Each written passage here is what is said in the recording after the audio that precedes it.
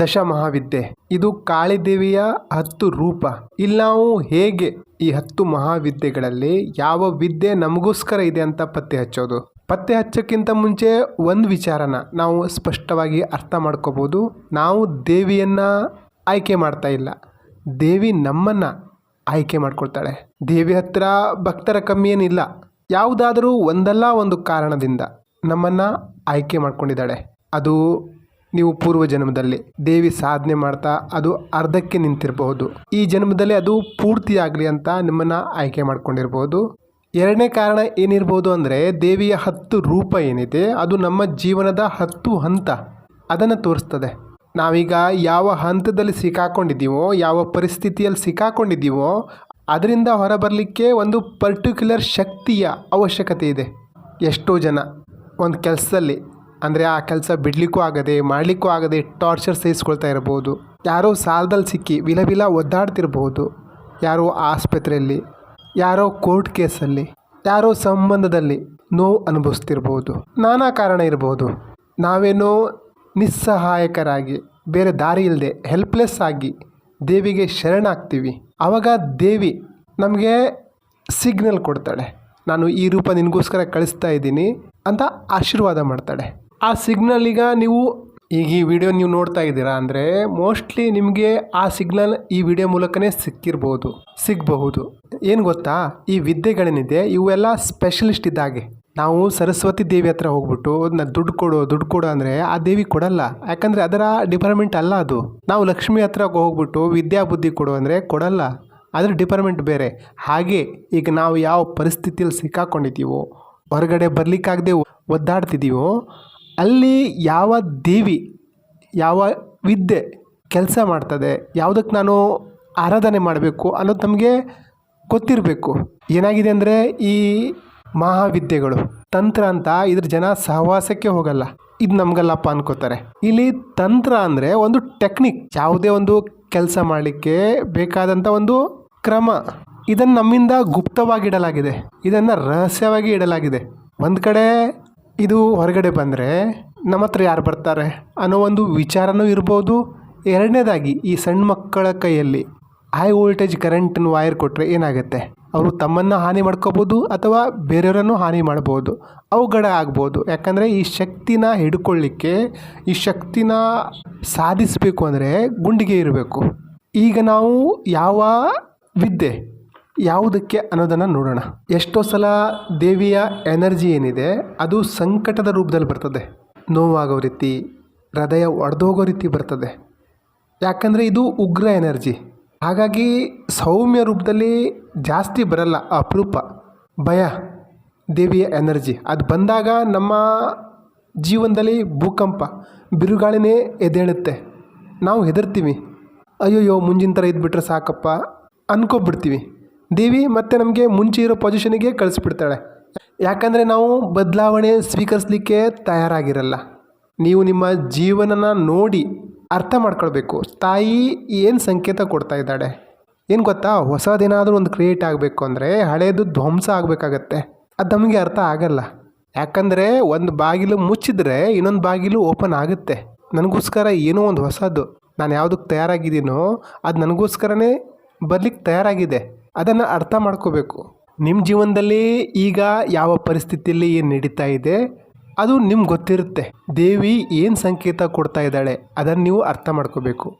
ನಮ್ಮ ಜೀವನದ ಪರಿಸ್ಥಿತಿಯ ಆಧಾರದ ಮೇಲೆ ಈ 10 ಫಾರ್ಮ್ ದೇವಿಯ ಈ 10 ಮಹಾವಿದ್ಯೆಗಳ ಬಗ್ಗೆ ಅರ್ಥ ಮಾಡ್ಕೊಳ್ಳೋಣ. ಮೊದಲನೇದಾಗಿ ಕಾಳಿ. ನಿಮ್ಮ ಜೀವನದಲ್ಲಿ ಪದೇ ಪದೇ ಕಾಳಿ ದೇವಿ ಮೇಲೆ ನಿಮ್ಮ ಧ್ಯಾನ ಹೋಗ್ತಾ ಇದೆ ಅಂದರೆ, ಕನಸಲ್ಲಿ ತಾಯಿ ಕಾಣಿಸ್ಕೊಳ್ತಾ ಇದ್ದಾಳೆ ಅಂದರೆ, ನಿಮ್ಮ ಜೀವನದ ಪರಿಸ್ಥಿತಿಯಲ್ಲಿ ಏನೋ ಕಟ್ಟಾಗಬೇಕು, ಏನೋ ಬಿಟ್ಟು ಹೋಗಬೇಕು, ಏನೋ ಬದಲಾಗಬೇಕು, ಏನೋ ಟ್ರಾನ್ಸ್ಫಾರ್ಮ್ ಆಗಬೇಕಾಗಿದೆ. ಆ ಚೇಂಜ್ ಏನಿದೆ ಅದು ಸುಲಭವಾಗಿ ಆಗಲ್ಲ. ಯಾಕೆಂದರೆ ಆರಾಮಾಗಿ ಆಗೋ ಹಾಗಿದ್ದರೆ ನೀವು ಇಷ್ಟು ದಿವಸ ಅದನ್ನು ಚೇಂಜ್ ಮಾಡ್ತಾಯಿದ್ರಿ. ಏನು ಬಿಡಬೇಕು ನಿಮ್ಮ ಕೈಲಿ ಬಿಡ್ಲಿಕ್ಕೆ ಆಗ್ತಾಯಿಲ್ಲ, ಏನೋ ತಡೀತಾ ಇದೆ. ನಿಮ್ಗೆ ಗೊತ್ತಿದೆ ಇದರಿಂದ ಒಳ್ಳೆ ಫಲ ಸಿಗ್ತಾ ಇಲ್ಲ, ನೋವು ಕಷ್ಟ ದುಃಖ ಅನುಭವಿಸ್ತಾ ಇದ್ದೀನಿ, ಆದರೆ ನೀವು ಅದನ್ನು ಬಿಡಲಿಕ್ಕೆ ಆಗ್ತಾಯಿಲ್ಲ. ಏನು ಅಂತ ನಿಮ್ಮ ಜೀವನದ ಸಿಚುವೇಶನಿಂದ ನಿಮ್ಗೆ ಗೊತ್ತಿರುತ್ತೆ. ಕಾಳಿ ಆ ದೇವಿನ ಆರಾಧನೆ ಮಾಡಿದ್ರೆ ಟ್ರಾನ್ಸ್ಫಾರ್ಮೇಷನ್ ಆಗ್ತದೆ. ಕಾಳಿ ದೇವಿ ಎನರ್ಜಿ ನಿಮ್ಮನ್ನು ಪೂರ್ತಿ ಟ್ರಾನ್ಸ್ಫಾರ್ಮೇಷನ್ ಮಾಡುತ್ತೆ. ನಿಮ್ಮ ಮಹಾವಿದ್ಯೆ ಕಾಳಿ ದೇವಿ ಆಗಿದ್ದರೆ ನಿಮಗೆ ಅನಿಸ್ತಾ ಇರ್ತದೆ, ನಾನು ಒಳಗಡೆಯಿಂದ ಭಯ ಬಿದ್ದಿದ್ದೀನಿ, ಭಯ ಆಗ್ತಾ ಇದೆ, ನನಗೇನು ದಾರಿ ಸಿಗ್ತಾ ಇಲ್ಲ, ದಾರಿ ಕಾಣ್ತಾ ಇಲ್ಲ, ಇದನ್ನು ಹೇಗೆ ಮುಕ್ತಾಯ ಮಾಡೋದು, ಈ ರೀತಿ ನಿಮಗೆ ಅನಿಸ್ತಾ ಇರ್ತದೆ. ಈ ಸಮಸ್ಯೆಯಿಂದ ಹೇಗೆ ಹೊರಗೆ ಬರಬೇಕು ಅನ್ನೋದೇ ನಿಮ್ಗೆ ಗೊತ್ತಾಗ್ತಾ ಇರಲ್ಲ. ಕಾಳಿದೇವಿ ಆರಾಧನೆ ಮಾಡಿ ಈ ವಿದ್ಯೆ ಹತ್ರ ಹೋಗ್ತಾ ಹೋಗ್ತಾ ನಿಮ್ಮ ಜೀವನದಲ್ಲಿ ನಿಜವಾದ ಬದಲಾವಣೆ ಶುರು ಆಗ್ತದೆ. ತಾಯಿ ಹೇಳ್ತಾಳೆ ಎಂಡಿಂಗ್ ಅದು ನಿಮ್ಮ ಬಿಗಿನಿಂಗ್ ಅಂತ, ಮುಕ್ತಾಯನೇ ಪ್ರಾರಂಭ. ಒಂದು ಬಾಗಿಲು ಮುಚ್ಚು ಅಂತ ತಲೆ ಕೆಡಿಸ್ಕೊಳ್ಳೋ ಹಾಗಿಲ್ಲ, ಇನ್ನೊಂದು ಬಾಗಿಲು ಓಪನ್ ಆಗುತ್ತೆ. ಅಂತ್ಯನೇ ಆರಂಭ. ಇನ್ನು ಎರಡನೆಯ ಮಹಾವಿದ್ಯೆ ತಾರಾ. ಯಾರು ತಾರಾ ದೇವಿ ಹತ್ರ ಆಕರ್ಷಿತ ಆಗ್ತಾರೋ, ಆ ದೇವಿ ತನ್ನ ಇಷ್ಟ ಅಂತ ಅನಿಸ್ತಾ ಇರ್ತದೋ ಅಂಥವರು ಕನ್ಫ್ಯೂಸ್ ಆಗಿರ್ತಾರೆ, ಅಥವಾ ಅವರ ಅಪ್ಪ ಅಮ್ಮ ಇಲ್ಲದೆ ಅವ್ರಿಗೆ ಯಾವುದೇ ಆಸರೆ ಇಲ್ಲದೆ ಇರುವಂಥವ್ರು ಆಗಿರಬಹುದು. ಅಂಥವ್ರಿಗೋಸ್ಕರ ತಾರಾದೇವಿ. ಯಾಕಂದರೆ ತಾರಾ ಇದು ಸಹಾನುಭೂತಿಯ ದೇವತೆ ಸಹ. ತಾಯಿ ಹೇಳ್ತಾಳೆ, ನನಗೆ ಶರಣಾಗು, ಸರೆಂಡರ್ ಆಗು, ನಾನು ನಿನಗೆ ಇದರಿಂದ ಹೊರ ತರ್ತೀನಿ. ಕೆಲವೊಬ್ಬರಿಗೆ ಗ್ರೀನ್ ತಾರ, ಕೆಲವೊಬ್ಬರಿಗೆ ರೆಡ್ ತಾರ ಇಷ್ಟ ಆಗ್ಬೋದು. ಅದೇ ನಿಮಗೆ ಸೌಂದರ್ಯ ಇಷ್ಟ, ಬ್ಯೂಟಿ ಇಷ್ಟ, ಕ್ರಿಯೇಟಿವಿಟಿ ಇಷ್ಟ, ನಿಮಗೆ ಪ್ರೀತಿ ಬೇಕು, ಖುಷಿ ಬೇಕು, ಮಟೀರಿಯಲಿಸ್ಟಿಕ್ ವೆಲ್ತ್ ಬೇಕು, ದುಡ್ಡು ಬೇಕು, ಆದರೆ ಪ್ರೀತಿ ಆಗಲಿ ದುಡ್ಡಾಗಲಿ ಏನು ಸಿಗ್ತಾ ಇಲ್ಲ ಅಂದರೆ, ನಿಮಗೆ ದುಡ್ಡು ಬೇಕು, ಪ್ರೀತಿ ಬೇಕು, ಯಶಸ್ಸು ಬೇಕು ಅಂದರೆ ತ್ರಿಪುರ ಸುಂದರಿ, ಮೂರನೇ ಮಹಾವಿದ್ಯೆ ಆದಂತಹ ತ್ರಿಪುರ ಸುಂದರಿ ದೇವಿಯ ಆರಾಧನೆ ಮಾಡಬೇಕು. ಡಿಸೈರ್ ಮತ್ತು ಬ್ಯೂಟಿ ಇದು ಎಕ್ಸ್ಟರ್ನಲ್ ಅಲ್ಲ, ಇಂಟರ್ನಲ್ ಅಂತ ಈ ತಾಯಿ ಹೇಳ್ತಾಳೆ. ಯಾವಾಗ ನೀವು ನಿಮ್ಮ ಆತ್ಮದ ಒಳಗೆ ಸುಂದರತೆಯನ್ನು ಕಾಣಲಿಕ್ಕೆ ಶುರು ಮಾಡ್ತಿರೋ ಆವಾಗ ಹೊರಗಡೆಯ ಪ್ರಪಂಚ ಸಹ ಸುಂದರವಾಗಿ ಕಾಣಲಿಕ್ಕೆ ಶುರು ಆಗ್ತದೆ. ಯಾವಾಗ ಜನರಲ್ಲೂ ಸಹ ನಿಮಗೆ ಸುಂದರತೆ ಕಾಣಲಿಕ್ಕೆ ಶುರು ಆಗುತ್ತೋ ಆವಾಗ ದೇವಿ ತ್ರಿಪುರ ಸುಂದರಿ ನಿಮ್ಮ ಹತ್ರ ಬರ್ತಾಳೆ. ನಾಲ್ಕನೇ ಮಹಾವಿದ್ಯೆ ಭುವನೇಶ್ವರಿ. ತುಂಬ ಜನರಿಗೆ ಅನಿಸ್ತದೆ ಒಂದು ಕೆಲಸದಲ್ಲಿ ಸ್ಪೇಸ್ ಇಲ್ಲ, ಒಂದು ಸಂಬಂಧದಲ್ಲಿ ಸ್ಪೇಸ್ ಇಲ್ಲ. ಸ್ಪೇಸ್ ಅಂದರೆ ನನಗೊಂದು ಬೆಲೆ ಇಲ್ಲ, ತನ್ನ ವಿಚಾರ ಪ್ರಕಟ ಮಾಡಲಿಕ್ಕೆ ಸ್ಪೇಸ್ ಇಲ್ಲ, ನಂದೇನು ನಡೆಯೋದೇ ಇಲ್ಲ ಅಂತೀವಲ್ಲ, ತಾಯಿ ಭುವನೇಶ್ವರಿ ಆ ಸ್ಪೇಸ್ನ ದೇವಿ. ತಾಯಿ ಹೇಳ್ತಾಳೆ, ನೀವು ನಿಮ್ಮ ಹಾರ್ಟ್ ಚಕ್ರನ ಓಪನ್ ಮಾಡಿ, ಅನಾಹತ ಚಕ್ರನ ಆ್ಯಕ್ಟಿವ್ ಮಾಡಿ ಅಂತ. ನೀವೇನು ಹೊರಗಡೆ ಸ್ಪೇಸ್ ಹುಡುಕ್ತಾ ಇದ್ದೀರೋ ಅದನ್ನು ಮೊದಲು ಒಳಗಡೆ ಹುಡುಕಿ. ನಮ್ಮ ಶ್ಯಾಡೋ ಪಾರ್ಟ್ನ, ನಮ್ಮೊಳಗೆ ನಮಗೇನು ಇಷ್ಟ ಆಗಲ್ವೋ ಆ ಪಾರ್ಟ್ನ ಗುರುತಿಸಿ. ಈ ರೀತಿ ಪರಿಸ್ಥಿತಿ ನಿಮ್ಮಲ್ಲಿದ್ದರೆ ತಾಯಿ ಭುವನೇಶ್ವರಿ ನಿಮ್ಮನ್ನು ಕರಿತಾ ಇದ್ದಾಳೆ. ನಿಮ್ಮ ಜೀವನನೇ ಪರೀಕ್ಷೆ. ಒಂದು ಮುಗಿತದೆ ಇನ್ನೊಂದು ಶುರು, ಇನ್ನೊಂದು ಮುಗಿತದೆ ಮತ್ತೊಂದು ಶುರು. ದೇವ್ರ ಹತ್ರ ನೀವು ಹೋಗಿ ಕೇಳ್ತೀರಾ, ನಾನೇನು ತಪ್ಪು ಮಾಡಿದೆ, ನನ್ನಿಂದ ಏನು ಬಯಸ್ತಾ ಇದೆಯಾ, ಈ ರೀತಿ ನಡೀತಾ ಇದೆ ಅಂದರೆ ಭೈರವಿ ತಾಯಿ ನಿಮ್ಮನ್ನು ಕರಿತಾ ಇದ್ದಾಳೆ. ತಾಯಿ ಹೇಳ್ತಾ ಇದ್ದಾಳೆ, ಧ್ಯಾನ ಮಾಡಿ. ನಿಮಗೆ ಶಿಸ್ತು ಮತ್ತು ಏಕಾಗ್ರತೆಯ ಡಿಸಿಪ್ಲಿನ್ ಮತ್ತು ಫೋಕಸ್ನ ಅವಶ್ಯಕತೆ ಇದೆ. ಎಷ್ಟೋ ಸಲ ನಿಮ್ಗೆ ಅನಿಸುತ್ತೆ ಇದರ ಅವಶ್ಯಕತೆ ಇದೆ ಅಂತ, ಆದರೆ ನೀವು ಮಾಡ್ತಾನೆ ಇರಲ್ಲ, ಮಾಡಲಿಕ್ಕೆ ಆಗ್ತಾನೂ ಇರಲ್ಲ.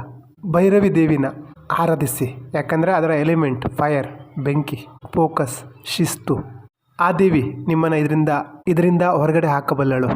ಅದೇ ನಿಮ್ಮ ಜೀವನದಲ್ಲಿ ಸಡನ್ನಾಗಿ ಶಾಕಿಂಗ್ ಮೇಲೆ ಶಾಕಿಂಗ್, ಅಂದ್ಕೊಂಡಿರಲಿಲ್ಲ ಈ ರೀತಿ ಆಗತ್ತೆ ಅಂತ, ಆ ರೀತಿ ಘಟನೆಗಳು ನಡೀತಾ ಇದೆ ಅಂದರೆ ಸಡನ್ನಾಗಿ ಪ್ರೀತಿ ಪಾತ್ರರು ಮೋಸ ಮಾಡ್ತಾರೆ, ಸಡನ್ನಾಗಿ ಮನೇಲಿ ಯಾರು ಆತ್ಮೀಯರು ಸತ್ತೋಗ್ತಾರೆ.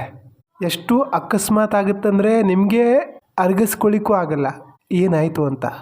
ಈ ರೀತಿ ಆಗ್ತಾ ಇದೆ ಅಂದರೆ ಚಿನ್ನಮಸ್ತಿಕ ಈ ದೇವಿನ ನೀವು ಆರಾಧಿಸಿ. ಆ ತಾಯಿ ನಿಮಗೇನೋ ಹೇಳಿಕ್ಕೆ ಬಯಸ್ತಾ ಇದ್ದಾಳೆ. ಅದೇ ನಿಮಗೆ ಯಾರು ಪ್ರೀತಿಸ್ತಾ ಇಲ್ಲ, ರಿಜೆಕ್ಷನ್ ಫೇಸ್ ಮಾಡ್ತಾ ಇದ್ದೀರಾ, ಯಾರು ಕೇರ್ ಮಾಡ್ತಾ ಇಲ್ಲ, ನಾನು ಯಾವುದೇ ಗ್ರೂಪ್ನ ಪಾರ್ಟ್ ಅಲ್ಲ, ನಾನು ಯಾವುದೇ ಸೊಸೈಟಿಯಲ್ಲಿ ನಮಗೆ ವ್ಯಾಲ್ಯೂ ಇಲ್ಲ, ಯಾರು ಕರೆಯಲ್ಲ, ಯಾರು ಬೆಲೆನೇ ಕೊಡಲ್ಲ ಅಂದರೆ, ನನ್ನೊಳಗೆ ಏನು ಸೌಂದರ್ಯನೇ ಇಲ್ಲ, ನಿರಸ ಆಗಿದ್ದೀರಾ ಅಂದರೆ ಧೂಮಾವತಿ ಆ ತಾಯಿ ನಿಮಗೆ ಇದರಿಂದ ಹೊರ ಹಾಕಬಲ್ಲಳು. ಅವಳು ನಿಮಗೆ ಏನು ಹೇಳಿಕ್ಕೆ ಬಯಸ್ತಾ ಇದ್ದಾಳೆ. ಈ ದೇವಿ ಸಾಧನೆ ಮದುವೆ ಆದಂಥ ಹೆಣ್ಮಕ್ಳು ಮಾಡಬಾರ್ದು. ಅದೇ ನಿಮಗೆ ದಿನಪೂರ್ತಿ ಶತ್ರುಗಳ ಕಾಟ, ಜಗಳ, ಹೊಡೆದಾಟ, ಗಾಸಿಪ್ ಇದರಲ್ಲಿ ಸಿಕ್ಕಾಕೊಂಡಿದ್ದೀರಾ ಅಂದರೆ, ಕೋರ್ಟು ಕಚೇರಿ ಇಂಥದ್ರಲ್ಲಿ ನೀವು ಸಿಕ್ಕಾಕೊಂಡಿದ್ದೀರಾ ಅಂದರೆ ಬಗಲಾಮುಖಿ ದೇವಿನ ಆರಾಧಿಸಿ. ಈ ಶತ್ರು ಕಾಟ, ಕೋರ್ಟ್ ಕಚೇರಿ ಎಲ್ಲದರಿಂದ ನೀವು ಹೊರಗಡೆ ಬರ್ತೀರಾ. ಅದೇ ನಿಮ್ಗೆ ನೀವು ಇಷ್ಟ ಆಗ್ತಾ ಇಲ್ಲ, ನಿಮ್ಮಲ್ಲಿ ಕಾನ್ಫಿಡೆನ್ಸ್ ಇಲ್ಲ ಅಂದರೆ, ಆತ್ಮವಿಶ್ವಾಸ ಇಲ್ಲ ಅಂದರೆ, ನಿಮ್ಮನ್ನು ನೀವು ರಿಜೆಕ್ಟ್ ಫೀಲ್ ಮಾಡ್ತೀರಾ, ಕುಗ್ಗಿ ಹೋಗಿದ್ದೀರಾ ಅಂದರೆ, ಜನ ನಿಮ್ಗೆ ಗೌರವ ಕೊಡಲ್ಲ ಮತ್ತು ನಿಮಗೂ ಆ ರೀತಿ ಫೀಲ್ ಆಗ್ತಾ ಇದೆ ಅಂದರೆ, ಲೋ ಫೀಲ್ ಅನ್ನಿಸ್ತಾ ಇದೆ ಅಂದರೆ, ನಿಮ್ಮಲ್ಲಿ ಒಳ್ಳೆ ಕ್ವಾಲಿಟಿ ಇದೆ ಆದರೆ ನಿಮ್ಮನ್ನು ಅದ್ಬಿಡಲಾಗಿದೆ, ಆ ರೀತಿ ಆದರೆ ತಾಯಿ ಮಾತಂಗಿ ದೇವಿಗೆ ನೀವು ಸರೆಂಡರ್ ಆಗಿ. ಕೊನೆಯದಾಗಿ ನಿಮ್ಮ ಹತ್ರ ಎಲ್ಲ ಇದೆ, ದುಡ್ಡು, ಐಶ್ವರ್ಯ ಎಲ್ಲ ಇದೆ, ಆದರೆ ಒಳಗಡೆಯಿಂದ ಖುಷಿ ಇಲ್ಲ ಅಂದರೆ, ನೆಮ್ಮದಿ ಇಲ್ಲ ಅಂದರೆ, ಶಾಂತಿ ಇಲ್ಲ ಅಂದರೆ, ಎಷ್ಟೋ ಜನ ಹೇಳಿದ್ದು ಕೇಳಿದ್ದೀನಿ, ದೇವರು ಕೊಟ್ಟಿದ್ದು ಎಲ್ಲ ಇದೆ ಆದರೆ ನೆಮ್ಮದಿ ಇಲ್ಲ ಅಂತ, ಅಂದರೆ ಗ್ರ್ಯಾಟಿಟ್ಯೂಡ್ನ ಕೊರತೆ. ಆ ರೀತಿ ಇದ್ದರೆ ಕಮಲಾತ್ಮಿಕ ದೇವಿ, ಆ ದೇವಿ ನಿಮಗೆ ಮಾನಸಿಕ ಶಾಂತಿಗೋಸ್ಕರ ಸಹಾಯ ಮಾಡಬಲ್ಲಳು. ಇಲ್ಲಿ ನಾವು ದೇವಿನ ಆಯ್ಕೆ ಮಾಡ್ಕೋತಾ ಇಲ್ಲ, ನಮ್ಮ ಪರಿಸ್ಥಿತಿಯ ಒಂದು ದೃಷ್ಟಿಕೋನದಿಂದ ನೋಡಿದಾಗ ದೇವಿ ನಮ್ಮನ್ನು ಆಯ್ಕೆ ಮಾಡ್ಕೊಂಡಿದ್ದಾಳೆ. ನೀವು ಯಾವ ದೇವಿ ಸಾಧನೆ ಮಾಡಬೇಕು ನಿಮಗೆ ಅರ್ಥ ಆಗಿದೆ ಅಂದ್ಕೊಂಡಿದ್ದೀನಿ. ದೇವಿಯನ್ನು ಆರಾಧಿಸಬೇಕು ಅಥವಾ ಆ ದೇವಿ ನಿಮ್ಮ ಜೀವನದಲ್ಲಿ ಆಗಮನ ಆಗ್ತಾ ಇದೆ ಅಂದರೆ ಆ ದೇವಿಯ ಮಂತ್ರ ಅಥವಾ ಯಂತ್ರ ಬರಲಿಕ್ಕೆ ಶುರು ಆಗುತ್ತೆ ಯಾವುದ್ಯಾವುದೋ ರೂಪದಲ್ಲಿ. ಆ ಸೂಕ್ಷ್ಮತೆ ನಿಮಗಿರಬೇಕು. ಆ ಸೂಕ್ಷ್ಮತೆ ನೀವು ಅರ್ಥ ಮಾಡಿಕೊಂಡಾಗ, ಆ ಸಂಕೇತನ ಕ್ಯಾಚ್ ಮಾಡಿದಾಗ ನಿಮಗೆ ದಾರಿ ಸಿಗ್ತದೆ. ಯಾವ ದೇವಿ ಸಾಧನೆ ನೀವು ಮಾಡಬೇಕು ಅಂತ ನೀವು ನಿರ್ಧಾರ ಮಾಡ್ತೀರೋ, ನಿಮ್ಮಲ್ಲೊಂದು ಕ್ಲಾರಿಟಿ ಬರುತ್ತೋ, ಆವಾಗ ನಿಜವಾಗಿ ನಿಮ್ಗೆ ಶ್ರದ್ಧೆ ಇದ್ದರೆ ಆ ಬೀಜ ಮಂತ್ರಗಳು ಸಹ ನಿಮ್ಗೆ ಸಿಗ್ತದೆ. ಶಿಷ್ಯ ತಯಾರಾದಾಗ ಗುರು ಪ್ರತ್ಯಕ್ಷ ಆಗ್ತಾನೆ ಯಾವುದಾದ್ರೂ ರೂಪದಲ್ಲಿ. ನಿಮ್ಮ ಜೀವನದಲ್ಲಿ ಏನು ಸಮಸ್ಯೆ ಇದೆ, ಯಾವುದಕ್ಕೆ ಸೊಲ್ಯೂಷನ್ ಬೇಕು ಅಂತ ನಿಮಗೆ ಅರ್ಥ ಆದರೆ ಆ ದೇವಿಗೆ ಪ್ರಾರ್ಥನೆ ಮಾಡ್ಕೊಳ್ಳಿ, ಅದು ಯಾವುದಾದ್ರೂ ರೂಪದಲ್ಲಿ ನಿಮಗೆ ಸಂಕೇತ ಕಳಿಸ್ತದೆ. ಒಂದು ವೇಳೆ ಈ ವಿಡಿಯೋ ನೀವು ಪೂರ್ತಿ ನೋಡಿದ್ರಾ ಅಂದರೆ ನಿಜವಾಗ್ಲೂ ದೇವಿ ನಿಮ್ಮನ್ನು ಕರಿತಾ ಇದ್ದಾಳೆ. ಆ ಮಹಾವಿದ್ಯೆಗೆ ನೀವು ಯೋಗ್ಯರಾಗಿದ್ದೀರಾ. ಪ್ರಾರಂಭಿಸಿ. ನಿಮ್ಮ ಜೀವನದಲ್ಲಿ ಸುಖ, ಶಾಂತಿ, ನೆಮ್ಮದಿಯ ಆಗಮನ ಆಗಲಿದೆ. ಸಂಪತ್ತು, ಸಮೃದ್ಧಿ ನಿಮ್ಮ ಜೀವನದಲ್ಲಿ ಬರಲಿದೆ.